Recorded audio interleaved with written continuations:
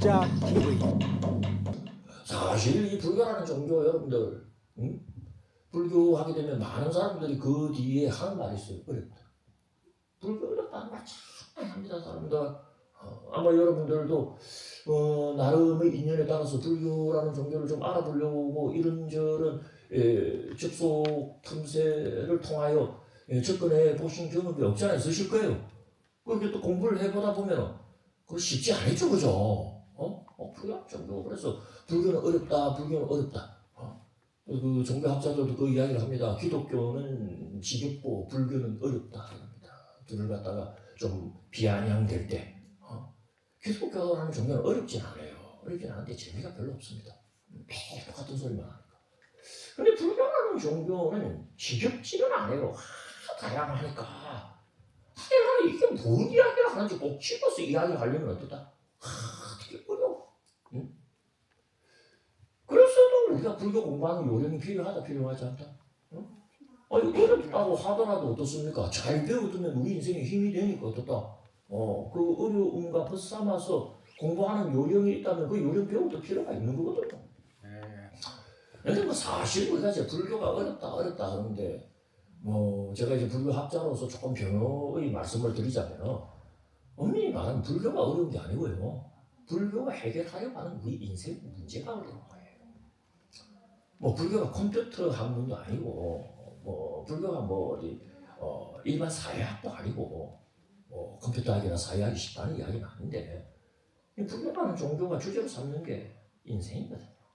삶과 죽음, 그죠? 의미와 가치, 또 인생과 우주. 이 엄밀한 인생과 광활한 우주의 생성과 전개와 소멸, 이런 걸 주제로 삼는단 말이야. 참 그런 문제들이 어려운 문제들입니다. 그래서 우리가 지금 인생이라는 걸 살고 있지만 조금 생각해봐도 이 인생이 참 어려운 게 그 인생의 마지막에 누구나 만나게 되는 그 죽음이라고 하는 사건 때문입니다. 안 죽을 사람 아무도 없거든. 근데 그 죽음이라고 하는 게 우리의 삶과 뗄래야 뗄 수가 없습니다. 왜 모든 삶이 죽음으로 끝나니까. 맞습니까? 근데 그 죽음이라는 게 그래서 뭔지를 우리가 알아야지 인생도 사실을 아는 구조거든요. 왜? 인생의 마무리가 죽음으로 끝나니까. 우리가 죽음을 모르잖아요. 왜? 안 죽으면 없잖아. 맞습니까? 죽음이 뭔지도 모를 뿐만 아니라 죽은 뒤가 있는지 없는지는 더 모릅니다.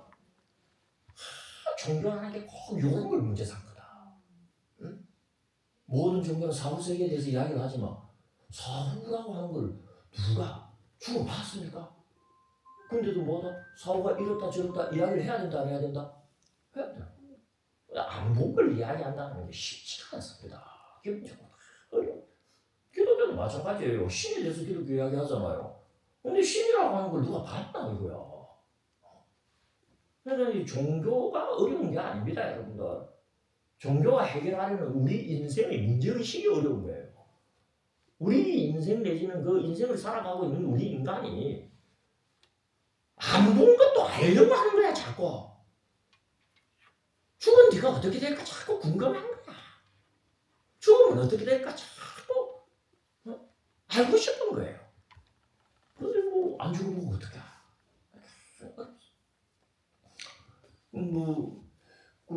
불교만 그렇게 안 보이는 거 이야기하고 어려운 인생의 주제를 이야기하느냐 그건 아니잖아요.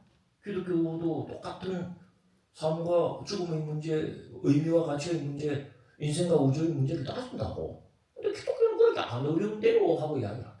맞아요. 문제가 꼭 어렵다고 답 꼭 어려할 필요는 없습니다. 없는데 여러분들 이런 생각해야 돼요.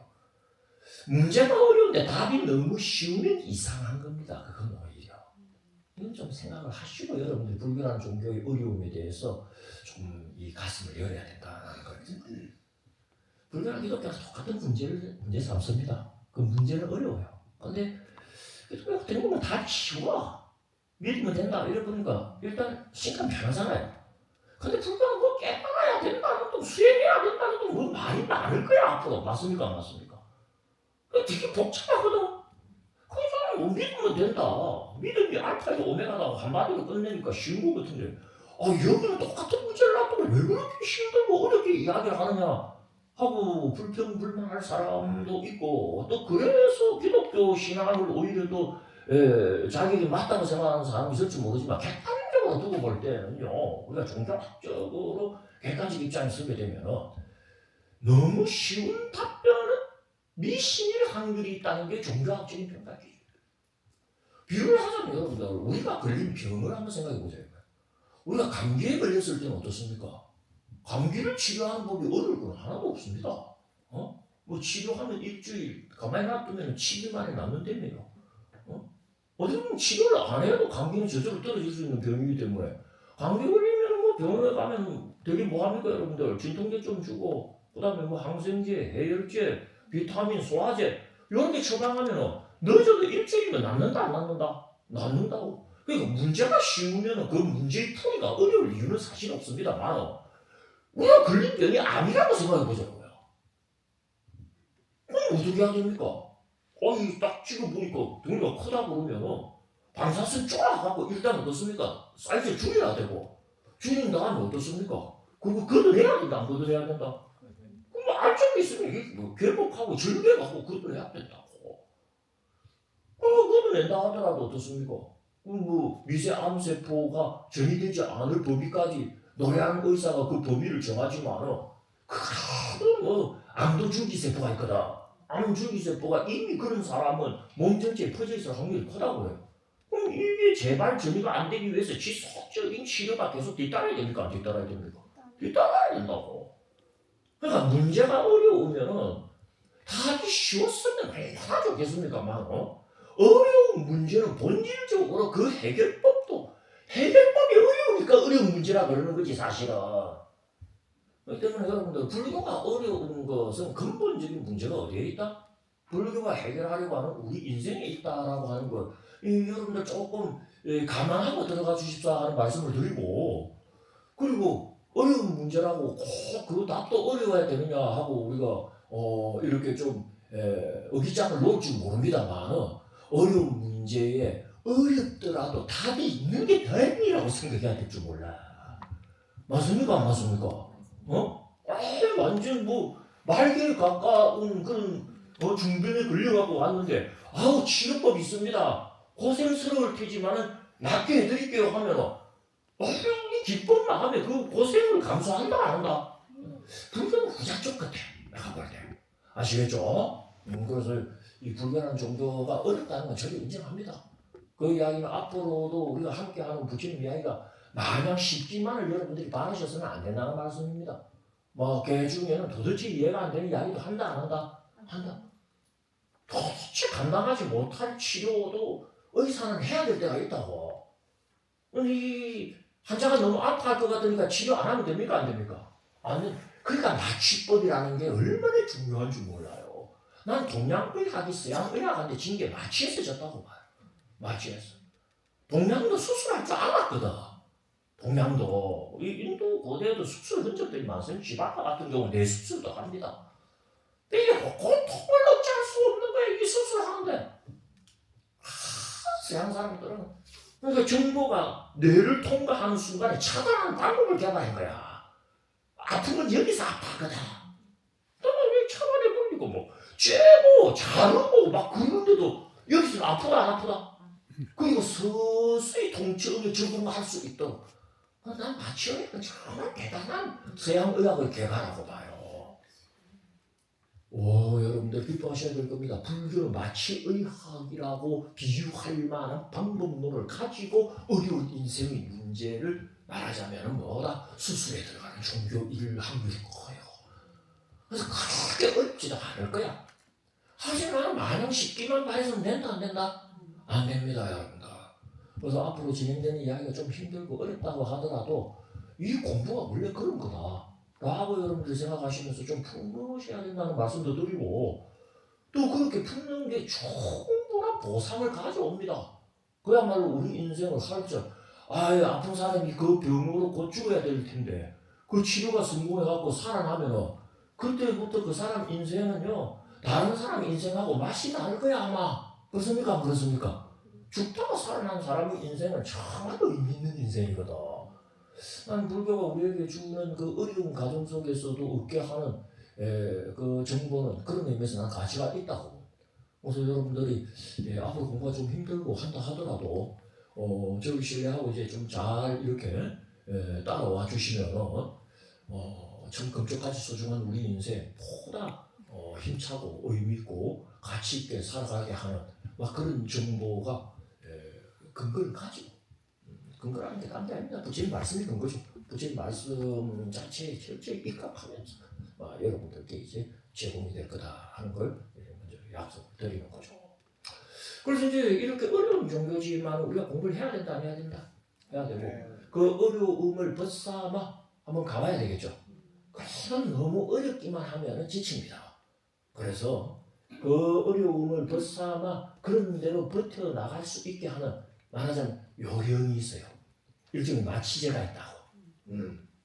그걸 여러분들께 오늘 내가 이제 오리엔테이션 삼아 공개를 하고 그래서 불교 공부를 여러분들이 아무쪼록 조금 진도를 내더라도 그 진도 낸 만큼은 제대로 진도를 냈다라고 말할 수 있을 또 자격이 있도록 하는 그런 이야기를 가능하게 하기 위해서 한 3가지 정도 요령을 여러분들께 이야기할 생각이에요. 우선 여러분들이 앞으로 부처님 공부를 할 때는 첫 번째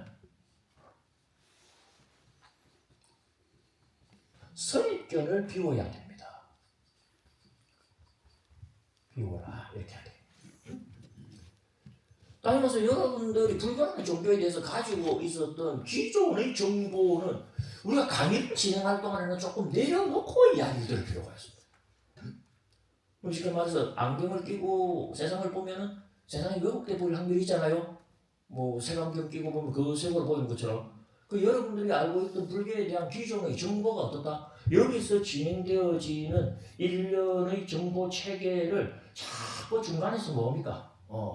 이렇게 인터셉트 할 수가 있어요. 중간에서 교란시킬 수가 있어요. 그래서 일단 여러분들이 갖고 있는 불교와 관련된 정보를 선입견이다라고 이야기하면 조금 하대한 것인 줄 모릅니다만 좀 내놔라 하는 것입니다. 근데 뭐냐, 구체적으로 선입견이다라고 이야기하는 게 뭐냐면 우리 일반인들이 다 그런데 우리가 갖고 있는 지적 정보의 그 속성을 보게 되면요 오류가 굉장히 많아서 그렇습니다. 근데 더 중요한 것은 잘못된 건데 잘못된지 본인은 잘 몰라요. 그 말은 지가 아는 게 맞는 거라고 생각하고 틀린 건데 그럼 진짜 맞는 걸 이야기하면 지 생각하고 다르다고 맞는 생각을 그대로 해봅니다. 그냥 아무 소용이 없는 거야 제대로 된 정보를 제공을 해도. 예를 들어 여러분들 엊그제 보름이었잖아요, 그죠? 그 보름이라는 말이 여러분들 완전한을 뜻하는 우리말이라고 그래요. 완전한 달, 그걸 보름달고 그래요. 그래서 그 중국말로는 차이 많지 않아서 마늘 그러고 서양 사람들도 풀문 그러잖아요. 그 풀을 하는 게 완전하다 소리. 그 보름달 봤나 그러면 사람들 다 보름달 봤다 그래요. 완전한 달 봤다 그래요. 아니잖아요. 다른 지구와 공전주기와 자주주기가 같기 때문에 우리가 보는 건 달의 한쪽 면에 불과합니다. 죽었다 깨도. 늘 이쪽만 보고 돌거든. 그러니까 우리는 달의 뒤쪽을 본 적이 있다 없다? 없는 거예요. 그러니까 보름 달이라고 해봤자 이만 삐뚤어져도 말은 바로 해야겠다고. 진짜 우리가 보는 건 달의 반쪽을 반달에 본 거야. 근데 우리는 그걸 보름 달이라고 생각하는데 아무런 이상을 느끼지 않는 거야. 자기가 갖고 있는 지적 정보 내지는 지식 체계에 대해서 의심을 안 하는 버릇이 있어요. 그게 잘못되는 거예요. 그러니까 제대로 된 이야기가 오히려 잘못된 이야기로 그어져 버릴 확률이 굉장히 큰 거예요. 그러니까 자기가 알고 있는 불교와 관련된 정보는 여기서 강의가 시작될 때는 어떻다? 일단 내놓고 저 사람은 무슨 이야기를 하느냐에 초점을 맞춰갖고 저 사람 논리대로 한번 따라가보자. 요 정도 아량 여러분들이 있어야 된다. 그러면 어려운 것도 좀 쉬워질 수가 있고 그리고 제대로 우리가 힘이 되는 정보를 받아들일 수가 있다. 우리 꼬맹이가 이제 미국으로 이제 공부를 하러 가게 되는데 공항에서 마지막 가기 전에 그 아빠가 떠나기 전에 교훈이 될 만한 이야기 좀 해주세요 그러는 거예요. 근데 우리 어머니 보고 너 바다 봤냐 내가 그랬다고요. 바다 봐. 아빠 고향 부산인데 갈 때마다 봤지 않냐고. 네가 본 거는 바다의 표면에서 일어나는 파도였지 바다가 아니다. 착각하지 마라. 우리 울산 앞바다 그러잖아요. 그죠? 울산 앞바다. 바다는 300m 깊이를 가진 거대한 물의 덩어리입니다. 그걸 봐야 바다는 봤다라고 말할 수가 있어. 근데 우리가 본 거야. 기껏 해안가에서 찰랑찰랑대는 파도 정도 보고 수평선 하나 본 거 보고 본인이 생각할 때 뭐라고 한다? 나 바다 같다 생각. 바다가 이제 한 300m 깊이를 가지고 있으면요. 이게 뭐 해양학자 이야기 들어보니까 천해 얕은 바다가 있고 중심에 중간 깊이의 깊은 바다가 있고 심해가 있다고 해요.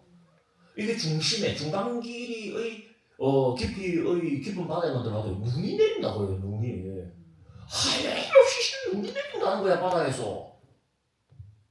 그 바다 눈 내리는 거 보셨어요 혹시? 왜 바다를 안 봤습니까? 바다를 안 봤으니까. 왜 뭐냐 그러면 육지에서 이제 유기물들이 죽으면은 다 결국 바다로 흘러들잖아요.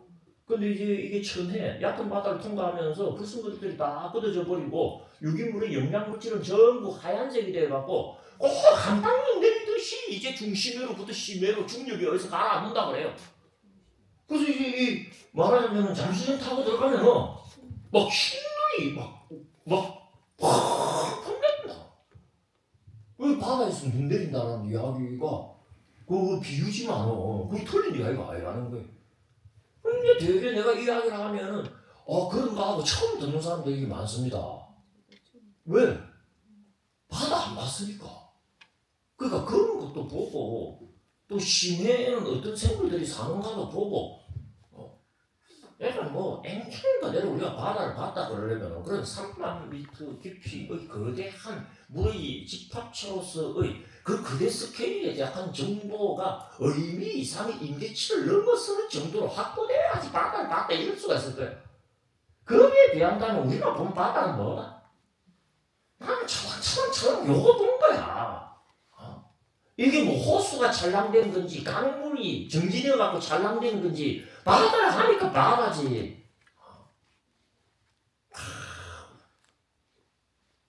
불교와 관련된 우리의 정보도 좋은 걸 거죠.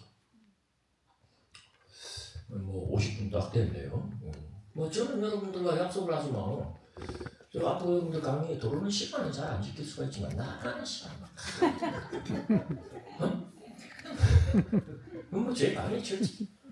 그럼 쉬는 시간을 까먹는 일은 일도 없다. 절대 없어.